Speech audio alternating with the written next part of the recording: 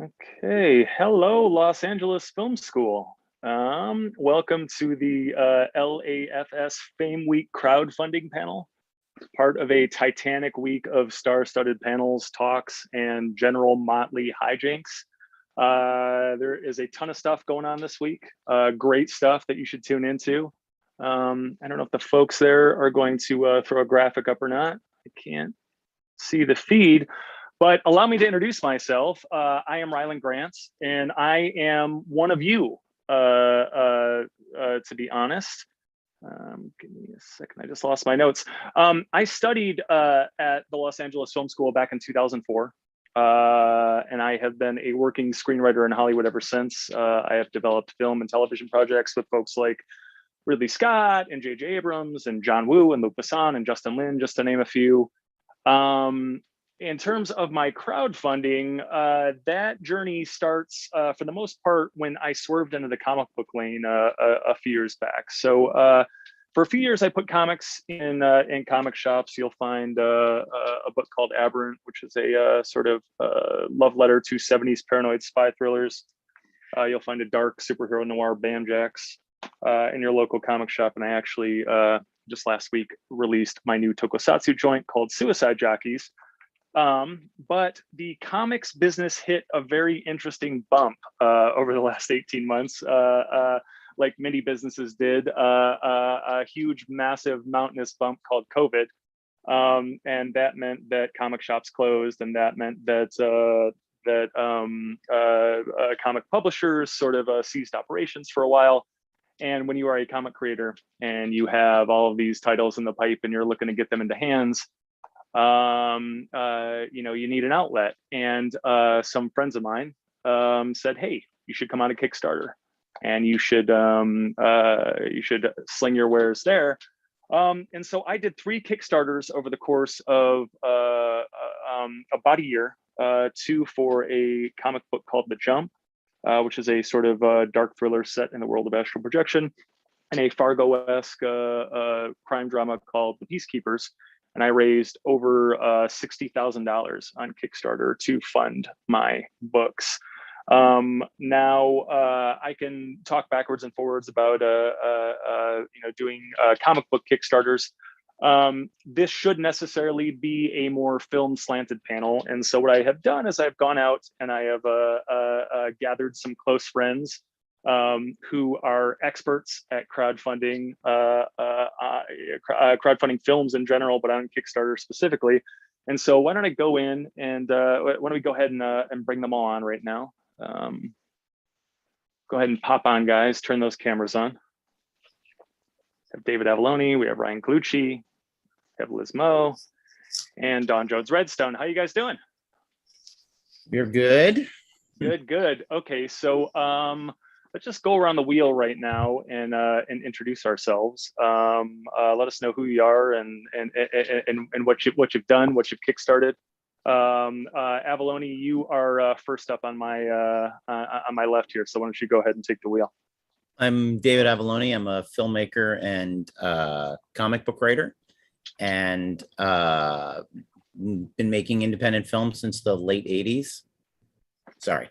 I almost stroked out there thinking about it. And the last indie film I made, I kickstarted and crowdsourced, and it went very, very well. And when I transitioned to doing a little more comic book work than film work, I kept doing that and have been involved in about 3-4 comics Kickstarters, all of which have done very, very well. And I don't know if any of that makes me an expert, but it makes me a guy who has done these things. Excellent. Dawn, why don't you go ahead and let us know who you are? Yeah, I'm a filmmaker living in Portland, Oregon, and I've been making shorts for the past 5 years. And just earlier this year, finished a Kickstarter campaign that raised $45,000 to make my first feature film. And I'm still fighting that fight. Probably gonna do another round. We'll see how it goes. But always up to talk crowdfunding because it's essential if you want to be an indie filmmaker. Love it. Ryan Colucci, give it to us, man. Hey, I'm Ryan Colucci, producer, and then transitioned into comics, and then transitioned from comics into animation. And now I'm directing and writing and producing animation, along with live action still and comics. I've successfully kickstarted a graphic novel. We had awesome success there. And my partner and I, on the artist, we said, hey, let's do an animated film. Where are we going to raise this money? We have a pretty solid Kickstarter audience, and we did really well there, and we're successful. And that's Orient City. That was a few years ago. Yeah, I heard you had like a really great writer on that movie, co-writer. Yeah, he's a really good-looking guy too. You know, he definitely is. I helped Ryan out a little bit with that movie, and co-wrote the script with him and another gentleman. But we can get into that later. Liz, why don't you go ahead and introduce yourself? Hi, yeah, I'm Liz. I work at Kickstarter. I use the pronouns she, her. I've been working at Kickstarter for the last 8 years. Focused entirely on film, and for a long part of that in documentary specifically. Before I entered the world of Kickstarter, I was working for an independent film distribution company that also focused primarily on documentary. Like many of those, it is no longer at this moment in time, but and then before that I was working in the South of India for like a Bollywood music composer. I had a brief stint as like a fellow for the State Department in France, and so I've had a sort of non-linear path to where I am. Love it. A Renaissance person. Okay, so Liz, I think we're going to start with you. I think it makes sense just to kind of get it from the source to start. Why don't you go ahead and set the stage for us? I mean, what is the current state of the Kickstarter film fundraising union? You know better than anyone, and and then I guess go ahead and let us know what Kickstarter has to offer would-be filmmakers and just would-be creatives who are looking to kind of get their stuff funded and their stuff in front of fans, right? Totally. Yeah. So Kickstarter is 12 years old. So we're really like preteen, and heading into that stage of life. We're a company of about 90 people right now, based out of Brooklyn, New York, but obviously now kind of everywhere and remote. And in the last month or so, we passed the $6 billion mark for dollars pledged to creative projects in that 12 years. So that money is coming from over 20 million backers from literally every country in the world. And a little more than 500 million of that has gone to film projects specifically. There have been just shy of 30,000 films that have successfully funded on Kickstarter. And It's interesting. We're seeing that films are still sort of typically raising the same amount as always. It's hovered around 12K for as long as I've worked there. 20K being the average for a documentary. And we have an array of different subcategories. So there's documentary, there is sci-fi, narrative, there's but our biggest subcategory is short film, and it is actually the highest in terms of like success rate. So there's a 55% success rate for short film projects that launch on the site, meaning you have a pretty good shot at it if you're going to launch a short film and you do your work heading into it. And on that note, I will say, sort of in terms of the different things happening at the site and what we're doing in support of film, my colleague and I, we are sort of the stewards of the film side of things.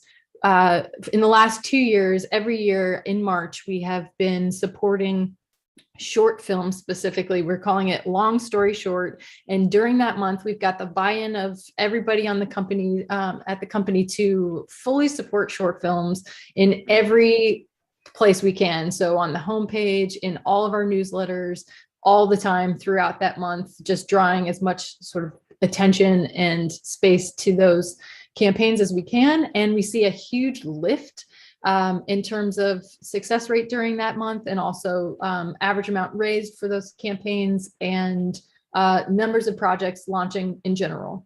Obviously, the last 2 years have also been interesting Marches, months of March. So, March 2020 was, halfway marked by pandemic lockdown across the country. So there was kind of a dip right after the initial two weeks of really incredible launched projects, and we're seeing the numbers rise basically ever since. So I will leave it there for a minute, but I will say, in terms of answering your question of like, what does Kickstarter have to offer filmmakers when they're thinking about making their projects, I'd really think about it in terms of three core benefits. One is obviously the dollars that you're going to raise. Dollars are helpful in making things happen. That's just how it is. Two is bringing together a community and, putting together sort of a landing point for everybody in your world to come and see what is oftentimes the first really public announcement of what it is that you've been working on in your room for forever, by yourself, or with a small collection of people. And then third is, again, like sort of visibility to the greater industry at large. There are a lot of people who are festival programmers or distributors, sales reps, that are constantly perusing our site to see what's new, what's coming up, who are the interesting voices making films today. So there are many, many benefits, I think, that get overshadowed by just like the dollar and the need for cash kind of. But the community and visibility are just as important. I think that's such a great point, and something that just needs to be underlined and underlined and underlined. I mean, it was the huge revelation to me. Now, I don't like to do anything half-assed. So before I ran my comic Kickstarters, I spent like about a year or two putting Kickstart Your Comic panels up at Comic-Con, San Diego Comic-Con, and WonderCon, and on and on. And the idea was, okay, well, I want to learn how to do this. So let me find 4 or 5 people that are smarter than me that have done this. Let me put them up on stage and just pick their brain in front of a crowd, right? And when I was going into it, I thought Kickstarter was about the money. Oh, it's nice to be able to go, and when you're putting $15,000 into a comic book to make your budget back, right? And that can be a revelation for some, if not many, who are getting into the comic book world, and of course for filmmakers also. But that was the huge revelation after all of these panels, was that it was such a it was a fan base builder more than anything. I mean, some of my most rabid and active and enthusiastic fans have come from the Kickstarter community. There's just a There are people who are they're just thirsty for good art, and they're there and they're ready to embrace it, with their dollars, but also with their enthusiasm. And then I've seen it time and time again where you kind of laid it out, where it becomes like a farm system for the comic publishers, for the film business, and for bigger investors also. I know that I know more than a few stories of the guy or gal who found a backer on Kickstarter, who was so excited about what they were doing on Kickstarter that went on to a more storied a relationship later. And so the bottom line is, like, this is a place where, like, all of the elements are gathering, and there are so many eyes on it right now. And there was a time where it was iFilm. There was a time when it was 100 years ago. There was a time where it was YouTube, but now I think it's very much Kickstarter, in like an interesting, glorious way. And so I think that can't be said enough. But thank you for that, Liz. Let's now turn to the creators. And guys,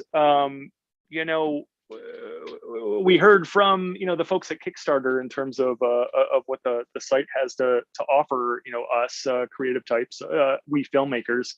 So I want to know what sort of enticed you, what you saw that sort of pulled you over to the dark side, quote unquote, or maybe it's the light side. I don't know, the bright side.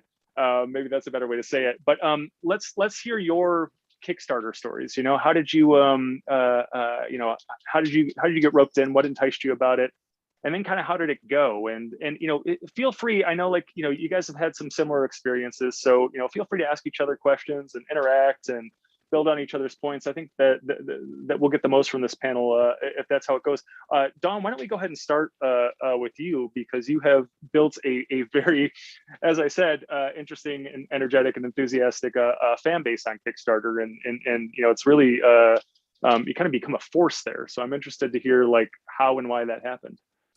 Yeah, I've used Kickstarter before, actually. My first short film, which was in 2015, we ran a successful campaign, and there was there was a big learning curve in figuring out, how does this thing work? Will people actually donate money?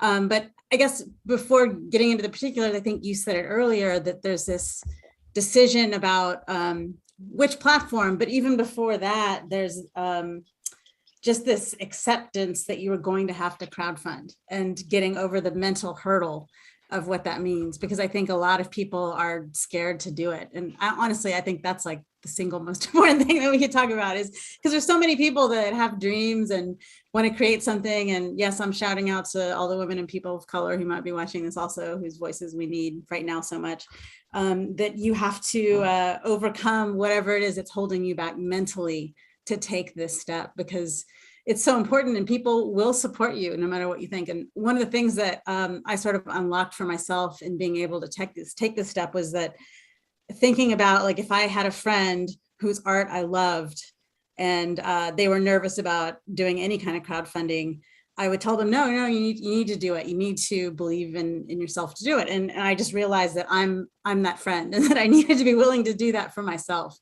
to learn as you did, Rylend, and like study up. I'm like, how does this work? There's just these like nuts and bolts, and it can be overwhelming to lay out a full campaign, but it's just like step by step starting to figure out, like, what are the things I'm going to do, and laying it out, and then building a team to support you, because that's really essential as well. But because I had used it before, I returned to Kickstarter specifically for a larger campaign, because I knew that I needed to raise more money. And because Kickstarter has that all or nothing piece, because they have a specific section or platform for film, I wanted to go there first. And I had that experience that would also kind of guide me. But I was able to raise $45,000 because I think I had that experience, and also because people had been following my career for a number of years that were ready to see me take this big leap. And I think that narrative about my own personal journey was probably the single biggest motivator for folks to donate. So beyond all of the, like, you have to do this, you have to do that, like, there's just like that, why are people going to donate? And for film and filmmakers, I have found every time, no matter which platform, no matter what amount, it's because they know me as an individual, they believe in my work, and they want to see me succeed. That's very interesting, and I think that's very much the case, and I also think that there's this other opportunity, kind of building on what you're saying, is that it is a place where people can discover you, people can get to know you, right? It's like you're not just, Yeah. maybe selling is the wrong word, but you're not just presenting your project, you're presenting you as a filmmaker and as a creative, right? And so people are so there are the people who have been following you who come, and of course your friends and your family or something like that. But for me, the most interesting thing was that there's just a big, enthusiastic, open-minded just fan base there that are looking to discover new filmmakers like you, and people who kind of like, a couple of times a year they find someone like you and sort of fall in love with them creatively, and then they become a diehard fan, right? And so that's the other opportunity here, right? I'll just say that I think I had a small number of folks like that discovered me, but it's really small. I mean, and again, it may be different in film versus comics, and perhaps that's one of the differences. But it is also true that then being able to show, a major donor, because that this was just a piece of our funding.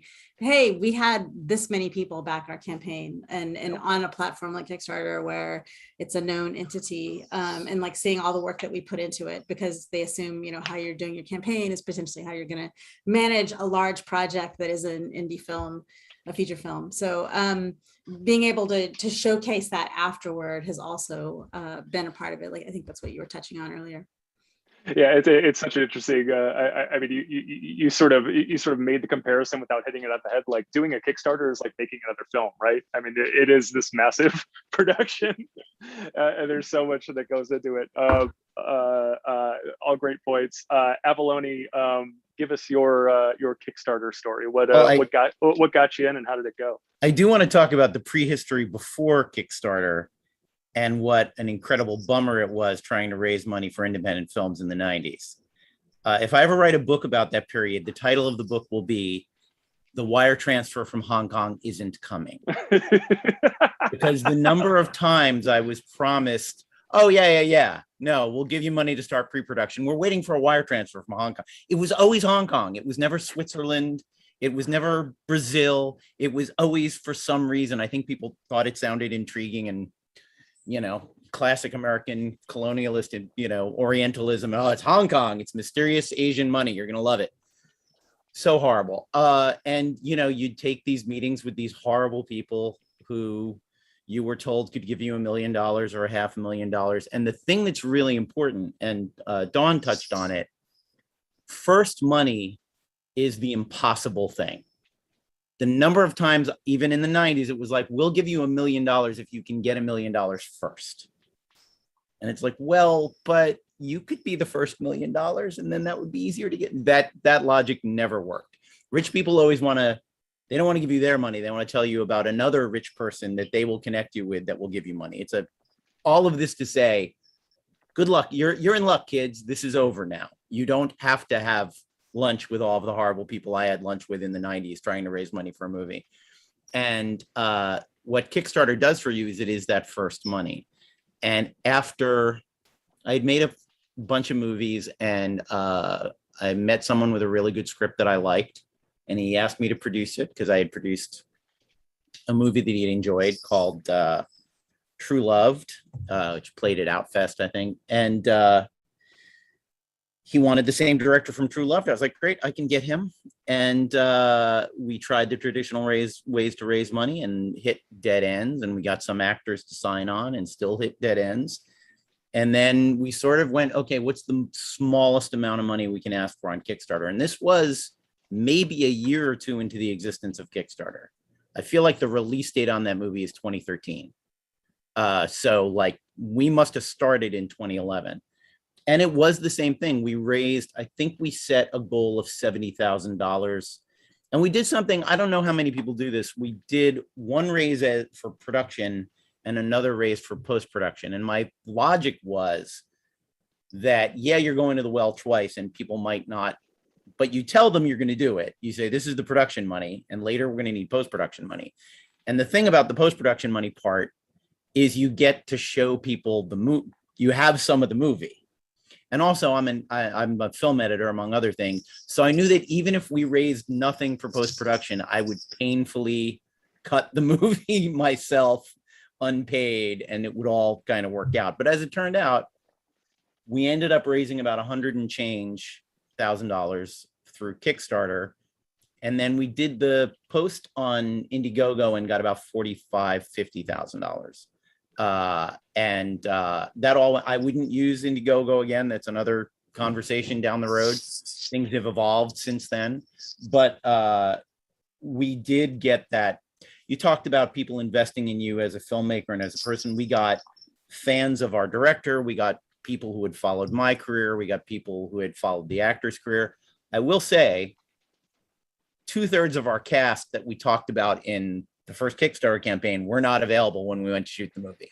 They were not replaced. They were not necessarily replaced with lower value actors, marquee or otherwise, but it's pre-production. No one had signed a contract. There was no money changing hands. Just we got people we knew to say, yeah, I'll do it. And when time came around, a friend of mine was shooting a John Polito, character actor who passed away a bunch of years ago, was a good friend of mine. And he had said yes to the movie. And he said, Robert Downey Jr. asked me to do a Verizon commercial. David, I can't turn that down. Think of how much money. And I was like, do the Verizon commercial. It's fine. But all that to say, we did develop fans. And this is a side note to, there are people who will come on board because they like you. There are people who will come on board because they're interested in the project. You've maybe described it in an interesting way. We also had the aspect of being an LGBTQ plus movie, and the issue aspect is certainly an aspect that got people interested in the movie. We had a mysterious donor who gave us a ton of money, and I couldn't figure out why. We later found out that she had made the money working for the Catholic Church and felt so bad about taking money from the Catholic Church, the famously anti-LGBTQ Catholic Church, that she wanted to give that money, who would use it to make a pro-gay movie. And that was their motivation. And we didn't know this person from Adam, and they were by far our biggest donor. So there's all sorts of ways that people get involved in your project and get interested in it, and what they have to work out and what they want to be a part of. Interesting. So Ryan, give us your origin story, man.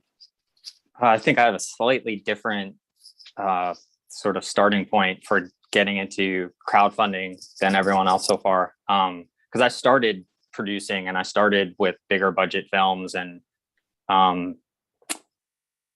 it was actually during the writer's strike of around, do you know what that was, when that was, like 2010? 08 was 08. Well, yeah, I mean, because financial crisis and then writer's strike, right? They hit right around the same time. So I think that started in 08, at least. Yeah. So I had, I was producing, I had some studio projects set up. I thought I was hot stuff. Turns out I wasn't. The writer's strike happened. Actually, Rylend's writing partner now and I created a graphic novel. And the way I looked at crowdfunding wasn't necessarily, because as a producer, I was always trying to mitigate risk, and I was petrified of the all or nothing. I love the Kickstarter concept of all or nothing because it enables people that back you to actually really believe in what they're backing. Because it's all or nothing. You're not taking someone's money and not turning in 100% of what you promised, or that's the idea behind it. But I was petrified of running a campaign, and so from the first book, the book was financed. What we needed money for was the printing, and was my first campaign. And I set just the printing goal, and we crushed it. We flew past it almost immediately, and what I found, and what I think some of you guys touched on, was my friends and family were that initial first day, which got the ball rolling. But I'd say 80%, 85% of the final campaign were people that found us and became fans of what we were doing and have tracked us ever since. So when it came time to a few years, that was 2013, for that campaign, for our short animated film, which was 2017, it wasn't even a question we were going to come to Kickstarter or not. We had people emailing us constantly, when's your next thing? When's your next thing? When's your next thing? We didn't know what to put on Kickstarter because I didn't want to keep tapping the well. And I didn't want to get seed money there. I didn't want it to be first money's in because I wanted to be able to deliver the product at the end of the day. So my partner and I actually had proof of concept on the animated film we were doing. And Rylend, this is where you can actually step in and talk about writing it, because you really screwed me, because we had a budget locked in and it was a 7-minute short film, hand drawn, with 2 people doing all the work. And Rylend comes in and it winds up being an 18-minute short film. And this is, the budget didn't change. So we had to figure out the smartest and most efficient way to do it. This is like mid Kickstarter campaign. Our budget's time and frames and all that stuff is spiraling out of control. And I'm freaking out because we're in the middle of a campaign and you hit that mid 15-day lull in the Kickstarter, and one pledge comes in and you're pulling your hair out, you're going gray, you're like, nobody likes me, nobody likes my project, friends and families tapped out, what are we going to do? And then that last 10 days or so really kicks up, and we wound up crushing our goal and making the film. But Rylend really threw a chink in our plans. as I do. Yeah. So just the 2 for you. I thought you did a 3rd campaign at some point. Am I wrong? No. Okay. I did. No, I did a campaign through me for 2 English writers. Like the first year that Kickstarter ever started, they couldn't. One guy was in a country where they couldn't take the bank. Kickstarter wasn't working financially, like in terms of how you could pay. This might have even been before PayPal. And they begged me to do it through me. And I said, fine. And it was a small goal, and it's attached to my name, but it's not my campaign. And it's like a black cloud over my resume, maybe. Yeah. Yeah, that's funny. It's a little cool. girl's book. Yeah. It's like for little girl. It was actually really cool, but what they did is they posted it. This is a lesson in how not to run a Kickstarter, right? They posted it and never talked about it, didn't do any press for it, didn't do any social media for it, didn't tell any friends and family for it. It was frustrating to watch because it was a really cool book. But well, it's a good segue, as we kind of move things along, trying to standard this hour. So there's a lot that goes into these things, right?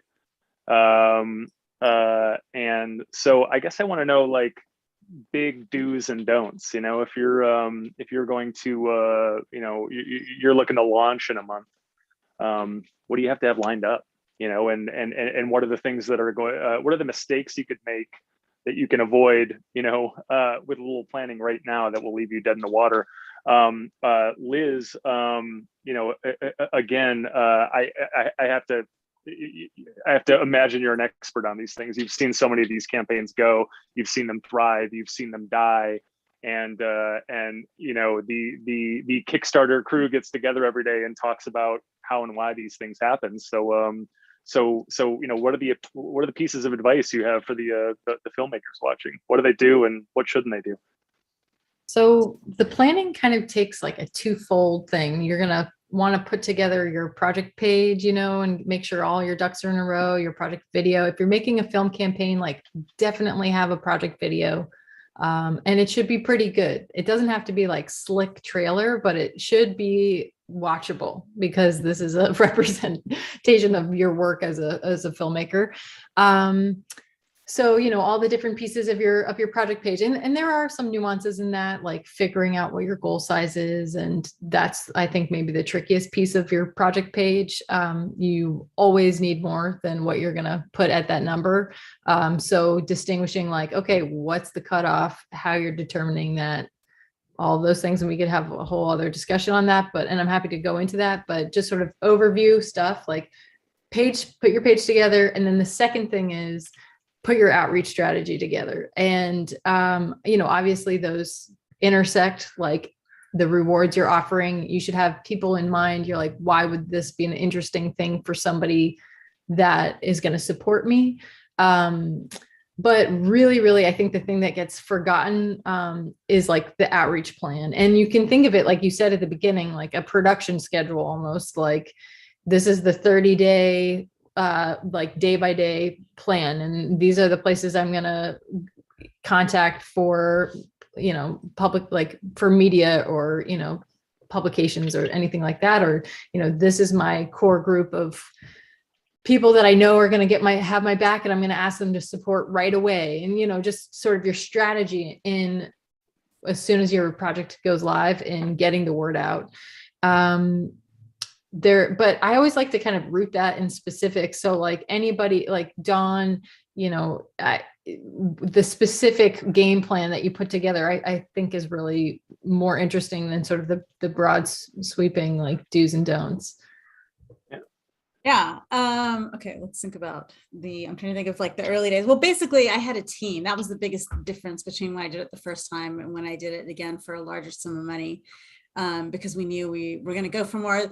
But setting that number, we went beyond it. It sounds like that was common on this panel, but I think that's, you want to be more conservative because of that all or nothing piece that will still just like push you to do everything you can. But we were more conservative, and we started with like figuring out like what the rewards were. And also, I will also say, of our team, there was one person that we actually hired that was someone that I didn't know, and that was just someone to just run social media because I didn't want to do that, and it's so exhausting.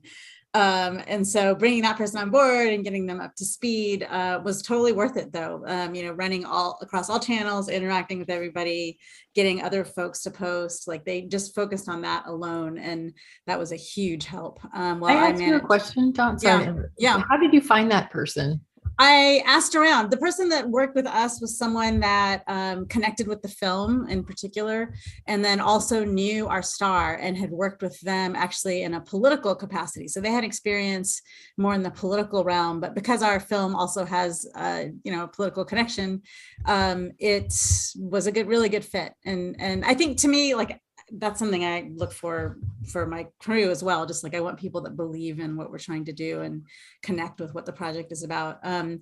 And she did that, but I think she was just passionate about all the things that she knew and could tap into her personal connections to try to raise money. And so we also did some Facebook Lives and Instagram Lives during the campaign as well, which I'd never done before. And that was because she, pointed out that was going to help us. So, I had done t-shirts on my last campaign. That's something I like to talk about. I was like, no t-shirts this time, because there's such a hassle. Like you can set it up now where somebody else does all the shipping and stuff, but there's just not money wise, it just wasn't worth it. And I've also, since my last Kickstarter, done a campaign where I offered no rewards and just said, please give me this money because I have a film that I want to make. And so I just like scaled everything back. And it was, we tried, I think I saw this somewhere, maybe it was on Kickstarter, where it was like, the lower numbers, it's like digital rewards, then the higher numbers, it's, something physical, and then the highest level, it's something experiential. And I think we tried to follow that simple model of what the levels would be. And then we also had people show up and be like, hey, do you want some risographs of your poster image? And I was like, yes. And then that was another reward. Or a restaurant was like, hey, we want to give you some food coupons. And we go, okay, we'll roll that in as well. So there were things that we planned for. And then things that just like came up along the way that we knew we wanted to save for that lull in the middle where like, what are the things that are going to really draw people in.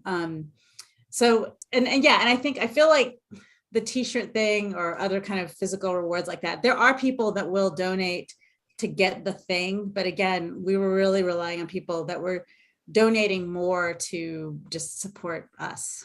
See, that's interesting because I had a lot of success financially with the additional t-shirt on the book. Maybe it's because I don't know. Part of it is the book is a physical thing and I was able to wrap the t-shirt around the book. And maybe that's how I was able to kind of, well, no, people want them. I think it can work. I just personally didn't want a deal. Like I didn't want to have to get the sizes. It's the hassle of the sizes that's really like a pain in the tracking ass. it and making sure it fits. Like I was just like, somebody wants a 4XL and they're the only one, and it's like $20 extra per shirt.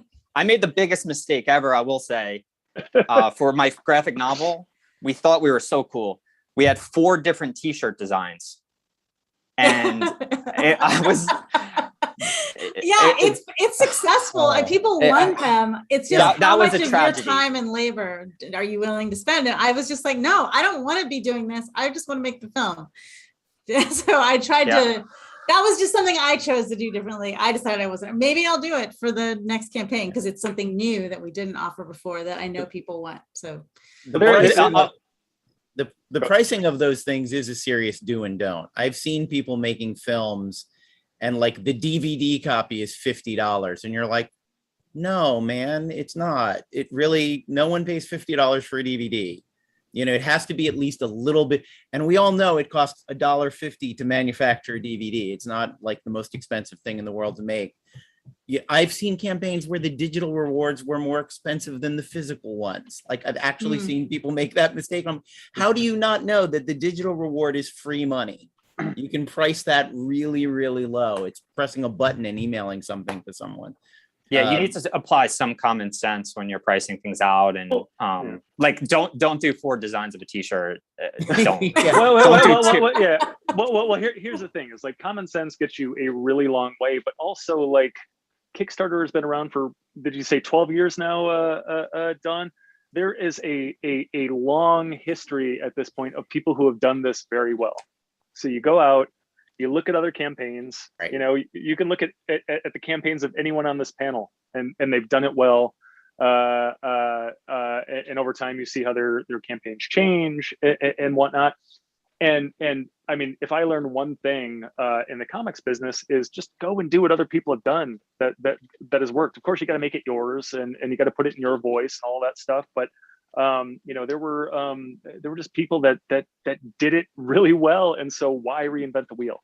To that point, I did research on Kickstarter back 2 or 3 years before the first graphic novel I put out for pricing. All the successful campaigns, took the average of what they were charging for rewards and just used them because those people knew more than I did. I had no idea what to charge for a book. I knew what it was going to cost to print, but I didn't know how much people were going to be willing to give. And you also, I will say, you have to work backwards. Like you have your number, and I'm assuming a lot of people out there probably haven't done it yet. So know your number, know what the percentages are that you have to give for credit cards, for shipping, things like that, because I've met people that have had campaigns that were successful and they lost money because the rewards cost money, shipping costs money. There's percentages to be paid out on things, and they didn't plan for it properly. And it's sad, but just be smart about working backwards from the number that you need and how much things are going to cost. Don't say, oh, I'm going to give a t-shirt. It should cost me about $10.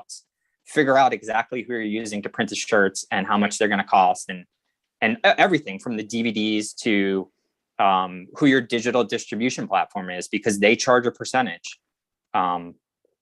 Like with Orient City, the animated short, we had physical copies, we had DVDs and Blu-rays and digital copies, and each one costs something. So just figure out ahead of time what that is. And I think Liz was kind of touching on that with, you need to prep. you can't just say, I'm going to have a Kickstarter and here I'm going to post social media every hour or so.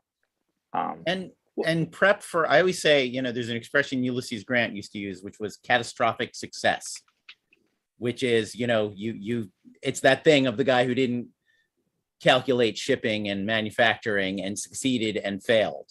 Yeah. Because too many people bought the thing and then suddenly, you know, you can't fulfill it. It's good to know what your stretch goals are and what those are going to cost you, and that those are reasonable, and that those are things that people are going to be attracted to. A friend of mine made a documentary about Tim Burton's aborted Superman project, and their stretch goal, which was kind of genius, was they had parts of Burton's script, and if they made enough money, they were going to shoot scenes from Burton's unmade Superman movie. That was an enormously popular stretch goal. Like, I don't know what they raised to make the documentary, 80 grand or something like that. But they got an additional like 50 grand to shoot those scenes because people wanted to see that. They knew that the documentary was still a valid documentary without that, but they were able to go, hey, you can get this. And also, I wanted to mention the community aspect of Kickstarter. I don't know if this is still the common knowledge, but don't be the person with a Kickstarter project where when they click on your name, it says 0 backed. Be someone who gives to Kickstarter. Get yourself into the community. See what other people, part of the research you're doing where you're seeing other people's films and projects that you like, buy a few. So that no one goes, oh, look at this selfish son of a bitch who has come here and wants our money, but has never given anything back to this community.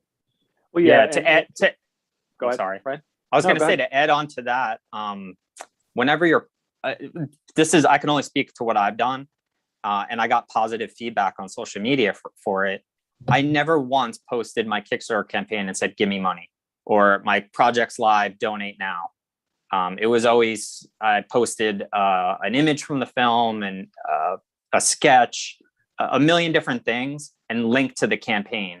Mm-hmm. Never once did I say, donate now, pledge now. I think the most I ever said was where, you know, the project is live. You know, I linked to it every single time, and I was directing people to the site, but I wasn't begging for money or beating people over the head for it. I was trying to be smart about. I think David, you talked about having a niche, or, you know, your project fit in a different sort of category.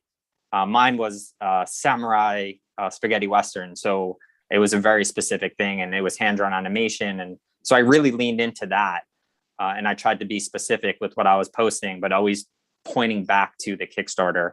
Never, hey, I have a film that I'm doing, please give me money.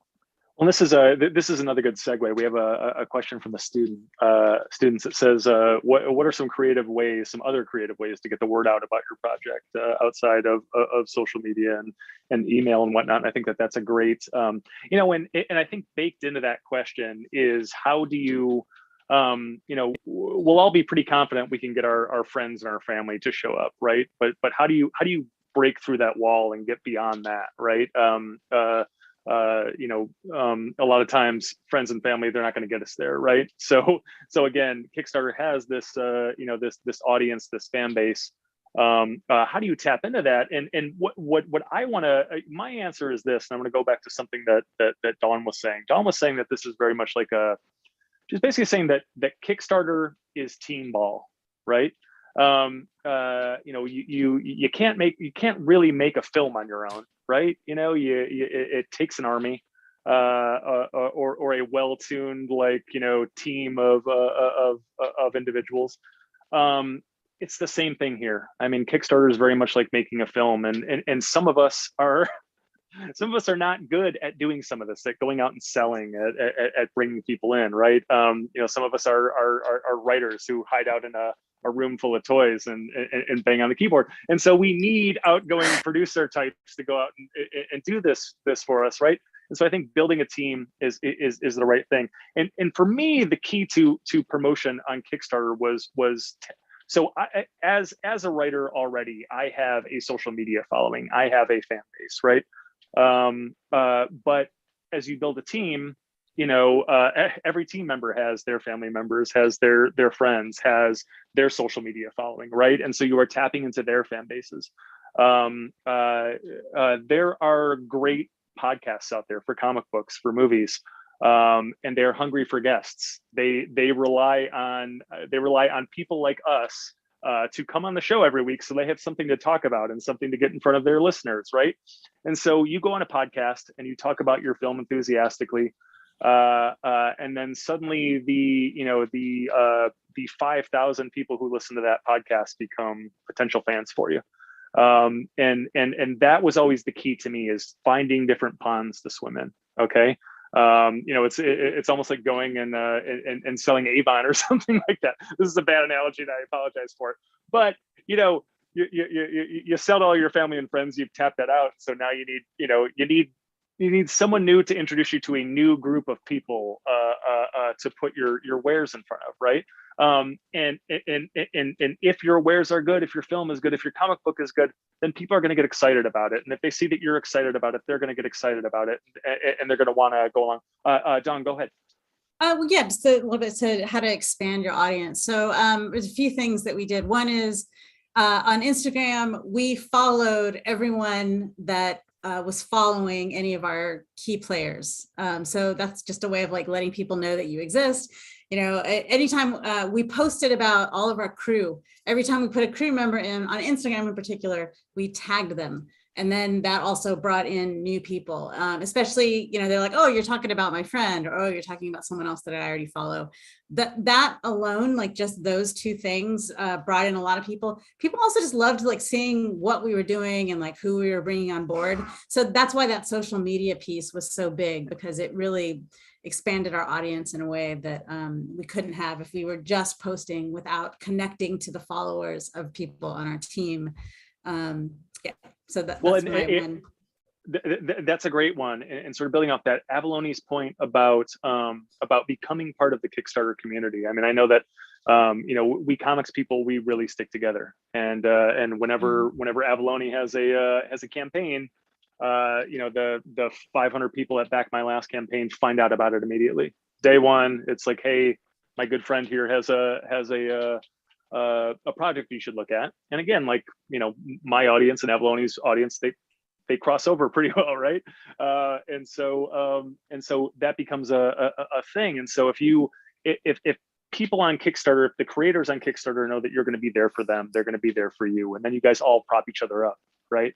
I just filled out a survey for a European creator, somebody I would never meet in a million years, that had backed the original graphic novel I put out and then followed me to the animated film. He did a graphic novel, and of course I was going to back it. I mean, it was actually really cool, but yeah, the Kickstarter community is awesome, and definitely don't be that guy that posts a project and looks down at people or just is not part of the community already.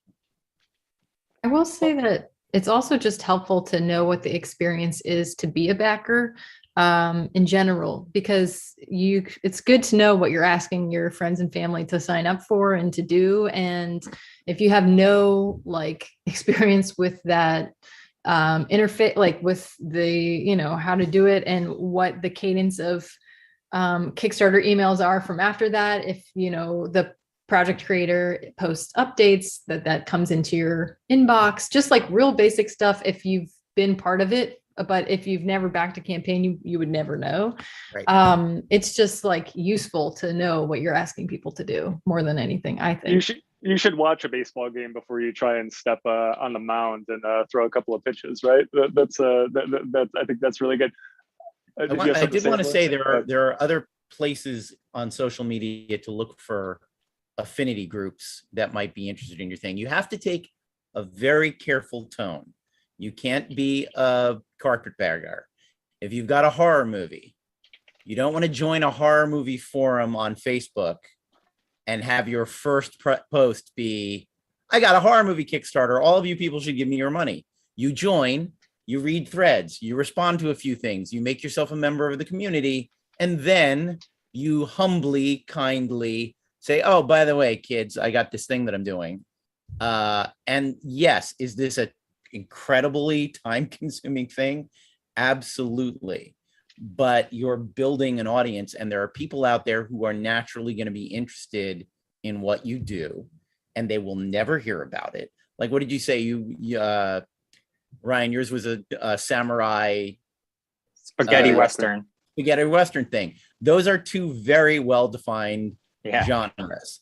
And like, you know, I bet someone who likes Usagi Yojimbo would probably like your film. I bet someone who likes the Power Ranger, like, you know, there are ways to find who the fans of the things that are like your, and we're not talking about giant movie studio market research. We're literally talking about putting samurai in a search engine and finding the fans. Horror, and you know. Yeah, 100%. And to what Rylend was saying, finding podcasts and things like that, they don't need to be big. No. Because you could have a site that has 30,000 hits a day, but if you're not getting any traction and no one's clicking through, then you're better off at the site that's dedicated to Sergio Leone spaghetti westerns that has 50 readers a day that are going to love the project. And that's the stuff that I had the most traction on. Absolutely. Finding the tiny blogs and the tiniest websites that you think don't matter because they have no readership, but that readership actually reads and they love that topic and they love that subject. And those are the ones that I've absolutely had the most success with. And the turnover, I don't know what you want to call it, traction or turnover, has been amazing. And that's people that have stayed in contact because they're not just saying, oh yeah, fine, I'll back it just to back it to shut this guy up, which is friends and family for the most part. These are people that are actually into what you're doing. You know, and I've had, and Rylend probably too, everyone here probably, like I had CBR, Comic Book Resources, ran a big piece on what I was doing. And they get an enormous amount of readers, maybe like 4 or 5 click-throughs. And, you know, a site that had 100 readers a day I had almost 90. So, well, and the other thing about that is I've noticed the smaller the blog, the smaller the podcast, the more invested they get in you. The more you gave them the time of day, you gave them an hour of your life, you talked to them, you took them seriously, you treated them as a peer and a colleague.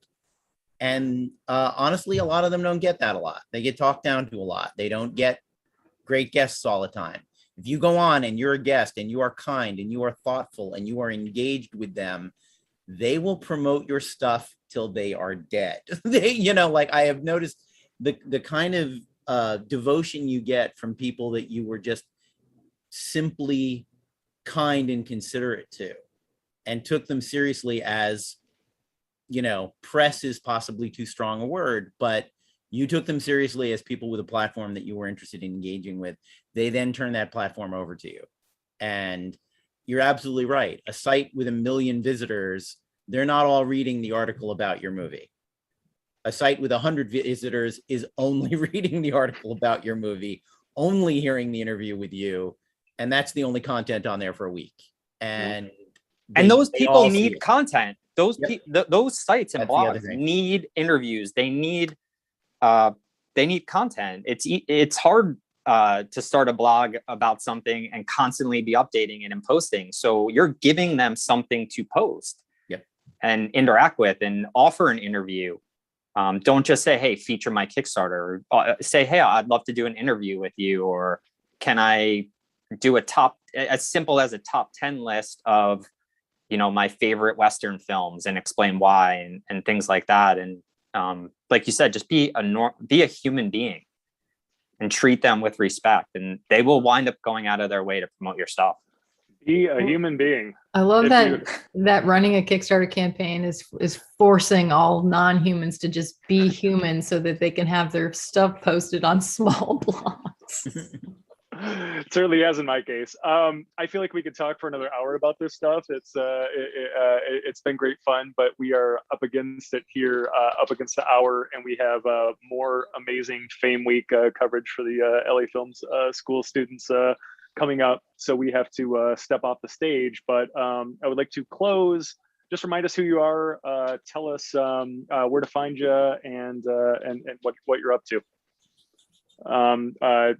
Liz, why don't we start with you again? Liz. I'm at Kickstarter. You can email me there, just liz@kickstarter.com. If you forget that, you can just email film@kickstarter.com and it comes to me too. So there's no getting around it. Thanks for having me. And it was nice to meet you all. And hi, Don. Thanks so much, Liz. Don. Hi, Let us know where to Liz. find you. Thank you. Thanks for having me. Thanks for listening to me babble on the little bits that I have learned, but I feel like I'm still learning. You can find me on Instagram at Don Jones Redstone and on Twitter at Donamo. And the name of the feature film is called Mother of Color. And you can find that as a Mother of Color film on most social media. So check it out because campaign number 2 is coming. Nice. Abalone, give it to us. DavidAbalonefreelance.com is the website. It branches off to all the social media stuff. I'm primarily writing comic books these days. In stores now is Elvira Meets Vincent Price, which, as I like to say, if you like that kind of thing, the title sells it. If the title doesn't sell it, you have no interest in that comic, and that's fine. The last film I kickstarted, if you're curious, I can't remember what platform it's on right now, but it's called Such Good People. If you want to see what $150,000 of crowdsourced money can buy. And that's it. And I co-host a podcast with Rylend Grant called The Writer's Block. Love it. Colucci, download us, man. Ryan Colucci. I'm a human being living in New York. My picture just came up. It's scary. My company is Spoke Lane. It's really just me and my partner, Jambor, who Rylend has worked with before a bunch of times. He's out of Hungary. Everything socially is at Spoke Lane. I just had a baby, so I've had a social media hiatus, unintended, but it's been nice. Actually, we're prepping you're talking about research for Kickstarter. We're prepping our next Kickstarter campaign for the fall.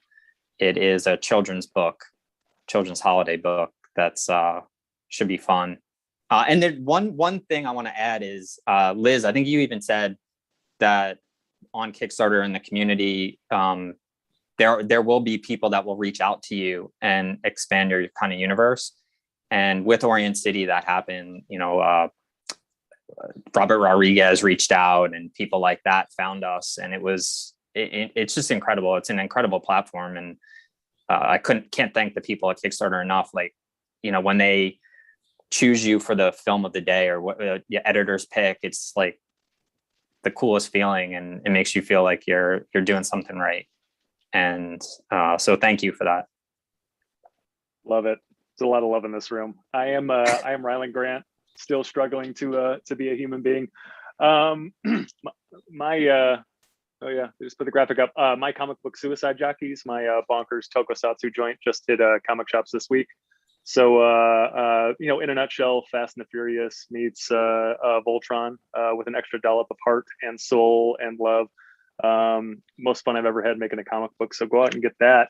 You can still grab all of my Kickstarter wares if you go to thejump2.backerkit.com. The jump, one word, and the number 2, the jump 2.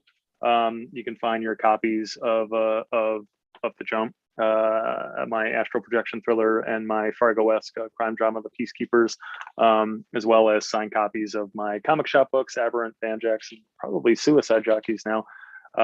It's kind of a one-stop Rylend Grant shop, and maybe the only place to get a book signed by me right now, because we're still not really doing cons. So check that all out.